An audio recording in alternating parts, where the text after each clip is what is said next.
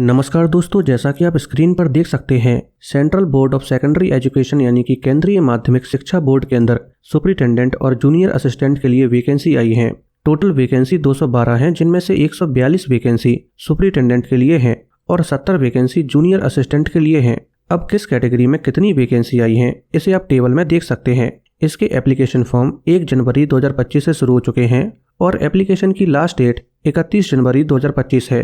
आइए दोस्तों, आज डिटेल में जानते हैं कि इसके लिए क्वालिफिकेशन क्या मांगी गई है, एग्जाम पैटर्न कैसा होता है, सिलेबस क्या है और इसमें आपकी एज क्या होनी चाहिए। आइए दोस्तों, सबसे पहले जानते हैं कि इसमें आपकी एज क्या होनी चाहिए। दोस्तों, अगर आप सुपरिटेंडेंट के लिए अप्लाई करते हैं तो 31 जनवरी 2025 को आपकी एज 18 से 30 साल के बीच होनी चाहिए और अगर आप जूनियर असिस्टेंट के लिए अप्लाई करते हैं तो 31 जनवरी 2025 को आपकी एज 18 से 27 साल के बीच होनी चाहिए। इसके अलावा दोस्तों, यहाँ पर आपको एज में रिलैक्सेशन भी दिया जाता है, जैसे कि अगर आप SC/ST कैटेगरी से बिलोंग करते हैं तो आपको 5 साल एक्स्ट्रा दिए जाएंगे, यानी कि सुपरिटेंडेंट के लिए आपकी मैक्सिमम एज 30 साल की जगह 35 साल होगी और अगर आप जूनियर असिस्टेंट के लिए अप्लाई कर रहे होंगे तो फिर आपकी मैक्सिमम एज 27 की जगह 32 साल होगी। इसी तरह से अगर आप OBC कैटेगरी में नॉन क्रीमी लेयर से बिलोंग करते हैं तो आपको 3 साल एक्स्ट्रा दिए जाएंगे। अगर आप फिजिकली हैंडीकैप्ड कैटेगरी से बिलोंग करते हैं तो आपको 10 साल एक्स्ट्रा दिए जाएंगे।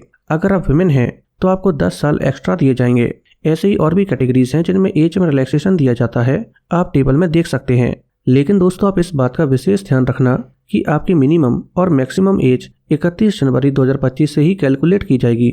आइए दोस्तों, आप जानते हैं कि इसके लिए आपकी क्वालिफिकेशन क्या मांगी गई है। दोस्तों, अगर आप सुपरिटेंडेंट के लिए अप्लाई करते हैं तो आपकी किसी भी मान्यता प्राप्त कॉलेज या यूनिवर्सिटी से और किसी भी सब्जेक्ट से केवल बैचलर डिग्री कंप्लीट होनी चाहिए और साथ में आपको कंप्यूटर की बेसिक नॉलेज होनी चाहिए। दोस्तों, अगर आप जूनियर असिस्टेंट के लिए अप्लाई करते हैं तो आपकी केवल 12th क्लास कंप्लीट होनी चाहिए और साथ में आपको टाइपिंग की प्रैक्टिस भी होनी चाहिए। लेकिन यहाँ पर टाइपिंग से रिलेटेड कोई भी डिप्लोमा वगैरह नहीं मांगा गया है। तो जूनियर असिस्टेंट के लिए आपकी क्वालिफिकेशन मात्र इतनी है कि आपकी 12th क्लास कंप्लीट होनी चाहिए। दोस्तों, क्वालिफिकेशन के अंदर आप एक बात का और विशेष ध्यान रखना कि जो भी क्वालिफिकेशन मांगी गई है सुपरिटेंडेंट या फिर जूनियर असिस्टेंट के लिए, वो क्वालिफिकेशन आपकी 31 जनवरी 2025 से पहले कंप्लीट हो जानी चाहिए। अगर मान लीजिए इस एप्लीकेशन फॉर्म की लास्ट डेट और आगे बढ़ाई जाती है, लेकिन तब भी आपकी क्वालिफिकेशन 31 जनवरी 2025 से पहले कंप्लीट हो जानी चाहिए। जैसे कि मान लीजिए सुपरिटेंडेंट के लिए क्वालिफिकेशन के अंदर ग्रेजुएशन मांगी गई है, तो आपकी 31 जनवरी 2025 से पहले ग्रेजुएशन कंप्लीट हो जानी चाहिए और आपके पास रिजल्ट होना चाहिए, तभी आप इसका एप्लीकेशन फॉर्म भर पाएंगे और एग्जाम दे पाएंगे। आइए दोस्तों, अब जानते हैं कि इसका सिलेक्शन प्रोसेस कैसा होता है। दोस्तों, सबसे पहले सुपरिटेंडेंट का सिलेक्शन प्रोसेस कैसा होता है ये जानते हैं। दोस्तों, इसका सिलेक्शन प्रोसेस 3 स्टेज में होता है।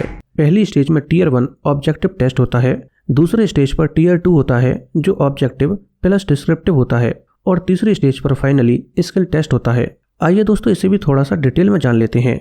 Tier 1 5 सेक्शन में डिवाइड होता है, जिसमें से पहला सेक्शन करंट अफेयर और जनरल अवेयरनेस का होता है, जिसमें टोटल 30 क्वेश्चन होते हैं और टोटल नंबर 90 होते हैं, यानी कि हर एक क्वेश्चन 3 नंबर का होता है। इसी तरह से दूसरा section general mental ability, general intelligence, logical reasoning and analytical ability का होता है। इसमें भी टोटल क्वेश्चंस 30 होते हैं और टोटल नंबर 90 होते हैं। तीसरा section arithmetical and numerical ability और डेटा इंटरप्रिटेशन का होता है, यानी कि कॉमन शब्दों में कहूँ तो तीसरा सेक्शन मैथ का होता है, जिसमें टोटल क्वेश्चंस 30 होते हैं और टोटल नंबर 90 होते हैं। चौथा सेक्शन हिंदी और इंग्लिश का होता है, जिसमें से हिंदी के टोटल 15 क्वेश्चंस होते हैं और इंग्लिश के भी टोटल 15 क्वेश्चंस होते हैं। तो इस तरह से चौथे सेक्शन के लिए टोटल नंबर भी 90 ही होते हैं। पांचवा और आखिरी सेक्शन कंप्यूटर के साथ डील करता है, इसमें भी टोटल 30 क्वेश्चंस होते हैं और टोटल नंबर 90 ही होते हैं। इस तरह से दोस्तों, Tier 1 के अंदर टोटल 150 क्वेश्चंस होते हैं और टोटल नंबर 450 होते हैं और इसमें आपको केवल 3 घंटे का समय दिया जाता है। Tier 1 के नंबर के बेसिस पर 1:10 के रेशियो में कैंडिडेट्स Tier 2 के लिए शॉर्टलिस्ट किए जाते हैं। Tier 2 में ऑब्जेक्टिव और डिस्क्रिप्टिव पेपर होता है, यानी कि इसमें मल्टीपल चॉइस क्वेश्चंस भी होते हैं और साथ में आपको लिखना भी रहता है। इसमें टोटल 8 सेक्शन होते हैं। पहला सेक्शन करंट अफेयर का होता है, जिसमें टोटल ऑब्जेक्टिव क्वेश्चंस 10 होते हैं और इसके अलावा 4 डिस्क्रिप्टिव क्वेश्चंस होते हैं, यानी कि 4 क्वेश्चंस आपको लिखने रहते हैं और उनके लिए टोटल नंबर 20 होते हैं। इसी तरह से बाकी सेक्शन भी होते हैं, जैसे कि Indian history and culture, Indian economy, Indian geography, science and technology, concepts, issues and dynamics of public administration and management, constitution of India, polity, governance और last section English language and comprehension का होता है। अब हर एक section में objective type questions कितने होंगे और कितने मार्क्स दिए जाएंगे और डिस्क्रिप्टिव क्वेश्चंस कितने होंगे और उनके लिए कितने मार्क्स दिए जाएंगे, इसे आप देख सकते हैं। इस तरह से आपके टीयर 2 टेस्ट में भी टोटल ऑब्जेक्टिव क्वेश्चंस 50 होते हैं और टोटल नंबर 150 होते हैं। यानी कि टीयर 1 की तरह ही टीयर 2 के ऑब्जेक्टिव पेपर में भी हर एक क्वेश्चन 3 नंबर का होता है और टोटल डिस्क्रिप्टिव क्वेश्चंस 30 होते हैं और इसके लिए भी टोटल नंबर 150 ही होते हैं। इसमें भी हर एक क्वेश्चन 3 नंबर का होता है। इसके बाद फाइनली थर्ड स्टेज पर स्किल टेस्ट होता है, जिसमें टीयर 2 के नंबर के बेसिस पर 1:5 के रेशियो में कैंडिडेट्स को स्किल टेस्ट के लिए बुलाया जाता है और ये स्किल टेस्ट केवल क्वालिफाइड नेचर का होता है। यानी कि आपको बस इसे पास करना होता है और आपकी मेरिट केवल टीयर 1 और टीयर 2 के बेसिस पर बनती है। थर्ड स्टेज पर स्किल टेस्ट होता है जो टाइपिंग स्पीड का होता है और ये केवल क्वालिफाइड नेचर का होता है। इसमें आपको इंग्लिश में 35 शब्द पर मिनट की स्पीड से टाइपिंग करनी होती है, या फिर आप हिंदी में भी टाइपिंग कर सकते हैं। और अगर आप हिंदी में टाइपिंग करते हैं तो आपकी स्पीड 30 शब्द पर मिनट होनी चाहिए। इसके अलावा दोस्तों यहाँ पर आपको इस बात का भी विशेष ध्यान रखना होगा कि टीयर 1 और टीयर 2 दोनों में नेगेटिव मार्किंग भी होती है जो 1 नंबर की होती है। यानी कि अगर आप कोई क्वेश्चंस गलत कर देते हैं तो आपका 1 नंबर काट दिया जाएगा। और मैंने आपको ये ऑलरेडी बताया है कि हर एक क्वेश्चन 3 नंबर का होता है। तो अगर आप कोई क्वेश्चन सही करते हैं तो आपको 3 नंबर दिए जाएंगे और कोई क्वेश्चन गलत कर देते हैं तो आपका 1 नंबर काट दिया जाएगा। इसके अलावा दोस्तों यहाँ पर आपको कुछ क्वालिफाइंग मार्क्स भी लाने पड़ते हैं। टीयर 1 को क्वालिफाई करने के लिए आपको 30% मार्क्स लाने होंगे। यानी कि जब आप 450 का 30% करेंगे तो आपको टीयर 1 को क्वालिफाई करने के लिए 135 नंबर तो लाने होंगे। अगर आप 135 नंबर नहीं ला पाते हैं तो आपको टीयर 1 के अंदर ही डिस्क्वालीफाई कर दिया जाएगा। ऐसे ही टीयर 2 में आपको ऑब्जेक्टिव पेपर और डिस्क्रिप्टिव पेपर दोनों ही पेपर को क्वालिफाई करने के लिए 30% नंबर तो लाने होंगे। जैसे कि ऑब्जेक्टिव पेपर टोटल 150 नंबर का होता है और डिस्क्रिप्टिव पेपर भी टोटल 150 नंबर का ही होता है। तो जब आप 150 का 30% करेंगे तो आपको ऑब्जेक्टिव पेपर और डिस्क्रिप्टिव पेपर को पास करने के लिए 45 नंबर तो लाने होंगे। दोस्तों आप ये तो जान गए हैं कि इसकी मेरिट टीयर 1 और टीयर 2 के टोटल नंबर से ही बनती है और तीसरा टीयर केवल क्वालिफाइड नेचर का होता है। लेकिन अब ये जानते हैं कि टीयर 1 और टीयर 2 के लिए कट ऑफ नंबर क्या होंगे।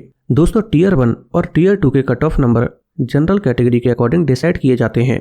जैसे कि मान लीजिए जनरल कैटेगरी के कट ऑफ नंबर 52% हैं तो ओबीसी और ईडब्ल्यूएस के कट ऑफ नंबर 47% होंगे और एससी एसटी और फिजिकली हैंडिकैप्ड कैटेगरी के लिए कट ऑफ नंबर 42% होंगे। इसका मतलब ये है कि जनरल कैटेगरी के लिए जो भी कट ऑफ नंबर होंगे उसमें से 5 माइनस करेंगे तो ओबीसी और ईडब्ल्यूएस कैटेगरी के लिए कट ऑफ नंबर आ जाएंगे और जनरल कैटेगरी के लिए जो भी नंबर हैं उसमें से 10 माइनस करेंगे तो एससी एसटी और फिजिकली हैंडिकैप्ड कैटेगरी के लिए कट ऑफ नंबर आ जाएंगे।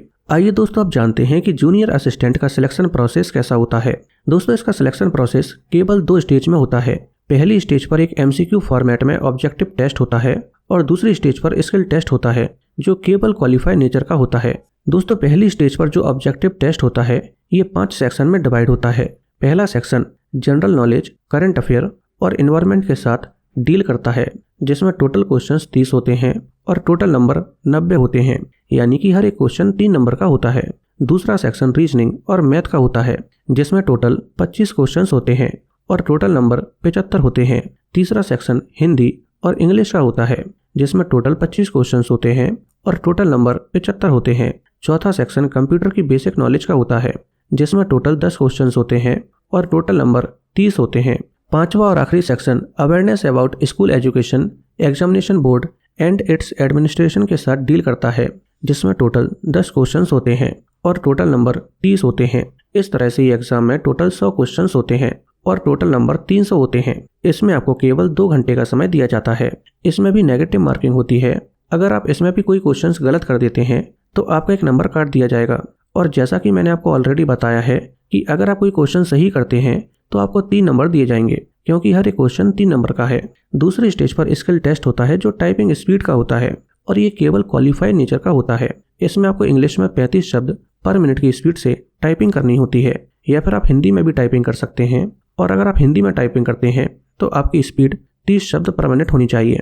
दोस्तों अब अगर आप जानना चाहते हैं कि इसका सिलेबस क्या है तो आप कमेंट में सिलेबस टाइप कर दीजिए, मैं इस पर भी डिटेल्ड वीडियो बना दूंगा। दोस्तों अगर आपको ये वीडियो पसंद आई हो तो वीडियो को लाइक करके चैनल को सब्सक्राइब कर लीजिए।